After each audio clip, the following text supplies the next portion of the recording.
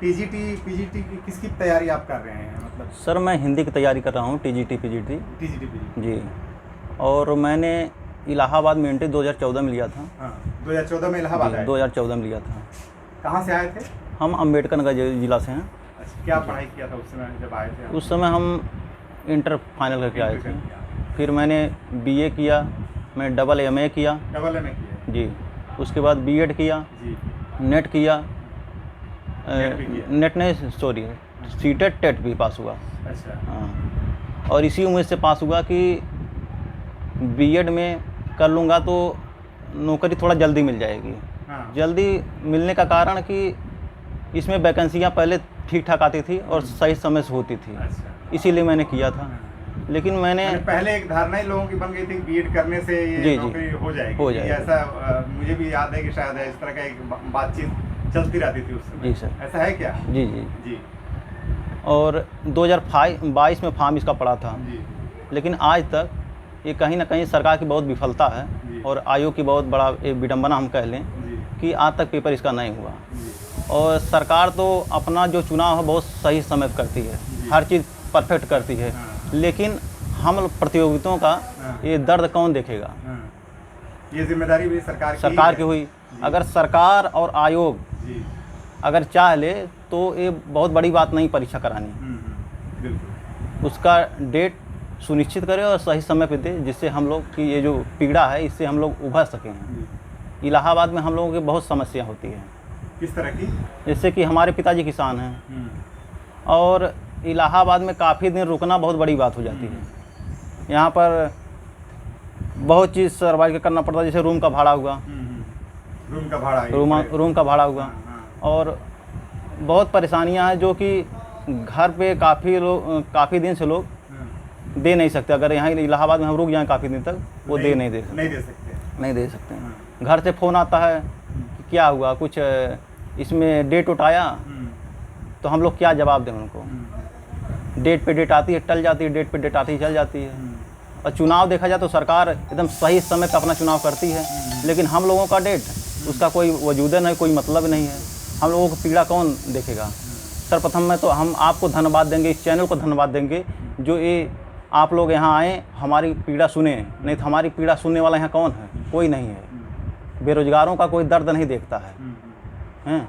और इस चैनल के माध्यम से हम तो ये कहना चाहेंगे सरकार को, कम से ये हमारी बात आप तक पहुँचे और यहाँ पर जो रवैया उसे सुधार कर हम लोगों का डेट सुनिश्चित किया जाए और सही समय पर करवाया जाए।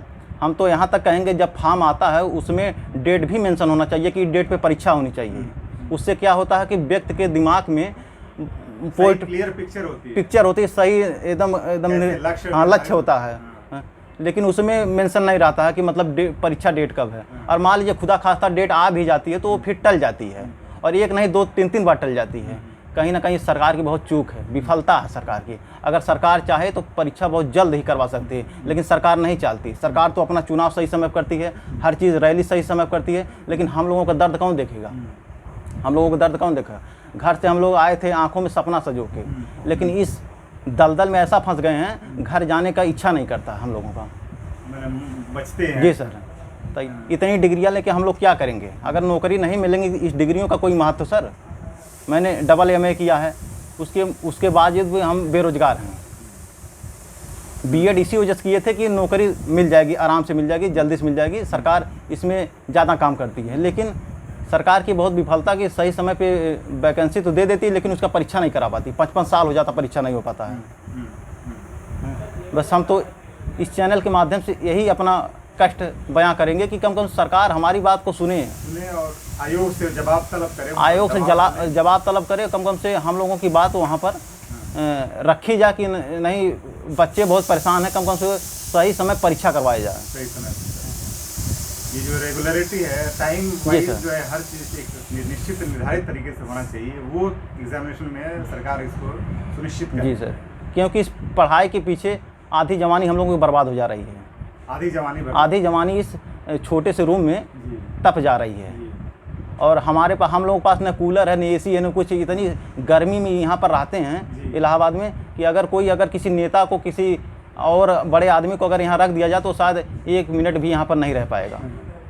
लेकिन हम लोग सिर्फ बेरोजगारी को देखते हुए सिर्फ हम लोगों के पास पैसा तो है नहीं, स्वाभाविक सी बात है, घर से उतना खर्चा भी नहीं मिल पाता है, और जो मिलता है उसी में हम लोग मैनेज करते हैं। अगर 1 रुपया बचता तो उसको बचा कर रखते, सोचते हैं चलो अगली बार कम मसाला ले लेंगे, तेल ले लेंगे, उसी के मैनेज में हम लोगों रहते हैं। लेकिन ये देख एक पैसे का हिसाब आप लोग दिमाग में मतलब हाँ करते हैं सर।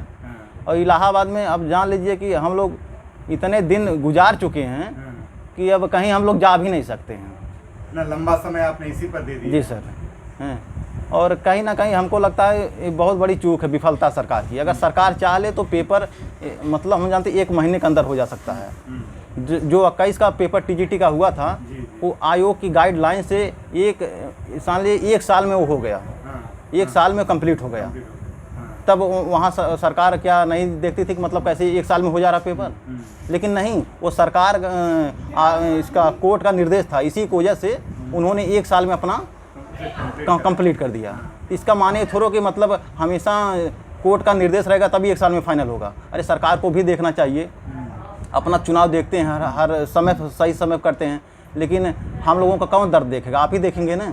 इससे सरकार की प्रतिष्ठा पर भी तो असर पड़ेगा। क्यों नहीं पड़ेगा सर, बताइए। हम लोगों का अगर दिल दुखित होगा तो हम लोग किससे बयां करेंगे? सरकारों से बयां करेंगे ना, किससे बयां करेंगे? एक तरह से सरकारें जो है अभिभावक हैं। हमको तो सरकार पर बहुत विश्वास था कि सरकार बहुत अच्छा काम करेगी, और लेकिन कहीं ना कहीं इनकी बहुत चूक है, क्योंकि हम लोगों का दर्द सुनना चाहिए, देखना चाहिए। इलाहाबाद में कैसे लोग अपनी जवानी आधी बर्बाद कर दे रहे हैं इस पढ़ाई के पीछे। अगर कम ही वैकेंसी दो, लेकिन सही समय दो और सही समय पर उसका परीक्षा कराया जाए तो शायद बच्चे लोग निकलते भी रहेंगे और इतना किसी पे कलंक भी कोई नहीं लगेगा। चाहे आयोग पे हुआ, चाहे सरकार पे हुआ, चाहे किसी पे हो, किसी पे कलंक नहीं। परीक्षा पर इतना ज़्यादा फोकस करके और नहीं रह पाएंगे, उनकी बर्बाद नहीं होगा। हाँ, स्वाभाविक सी बात है सर। आजमाएंगे और कहीं और जाएंगे, अगर नहीं हो पाया तो। आप तो बीएड की मान्यता दे रहे हैं, हर जगह दे रहे हैं बीएड की मान्यता, सब कॉलेज सब चल रहा है, सब सिस्टम सही चल रहा है, लेकिन सिर्फ परीक्षा में समस्या हो जा रही है। आपको मतलब ये था कि भरोसा की सरकार जो है ये करेगी, जी सर, काम सुचारू रूप से करेगी, बहुत विश्वास था सरकार पर, लेकिन अब कहीं ना कहीं सरकार से हमारा दिल टूट रहा है। हम तो योगी जी से भी कहना चाहेंगे कि यहाँ पर एक बार इलाहाबाद में आकर आप देखिए बच्चों के क्या दुर्दशा होते हैं इलाहाबाद में। जो डेलीगेसी है जहाँ हम लोग धरना देते जाते हैं चैन बोर्ड पे, वहाँ पर हमको लाठियों से खेत कर मार कर भगा दिया जाता है। लेकिन ये हमारा सुना नहीं जाता। हमारी दर्द कौन सुनेगा? आप ही सुनेंगे ना। अगर हम तो कहते हैं कि अगर ऐसी रवैया रहेगी तो शायद आपके लिए बहुत भारी पड़ सकता है। अरे हम लोग तो कुछ नहीं कर सकते, लेकिन अपने एक हम लोगों का जो मत है उसका हम लोग उपयोग करेंगे। ये जो दर्द आप लोग झेल रहे हैं, हाँ, इसका जाहिर सी बात है कि इसका आप ये दर्द कहीं ना कहीं से तो निकलेगा ही। और सर्वप्रथम तो हम तो आपका धन्यवाद देंगे कि यहाँ पर कोई चल के नहीं आता दर्द, हम बच्चों का कोई दर्द पूछता नहीं है। ये बताइए कि आपके और भी जो दोस्त वगैरह, जी सर, आप रोज उठते बैठते, जी सर, उनमें भी बहुत ऐसे होंगे जो बहुत आर्थिक परेशानियां झेल रहे हैं। आर्थिक परेशानियां जो हैं कुछ लोग ऐसे हैं कि अगर सही से इमोशनल बात किया जाए तो रो देंगे। उनके घर पे इतनी परेशानियां हैं। अच्छा। व्यक्ति इलाहाबाद में आता है, लेकिन यहाँ मध्यम परिवार के आते हैं इलाहाबाद में। जितने भी बच्चे आते हैं मध्यम परिवार के आते हैं, कोई हाई फाई सोसाइटी के नहीं आता है इलाहाबाद में। हम लोग प्रयागराज वहाँ स्टेशन से गठरी लाद कर यहाँ अपने रूम पे आते हैं। किस लिए आते हैं? हम लोग भी ऑटो कर रिक्शा कर सकते हैं, लेकिन पैसे बचाने के चक्कर में आते हैं कि 4 रुपया बचा रहेगा तो हमारे जीवन में काम आएगा।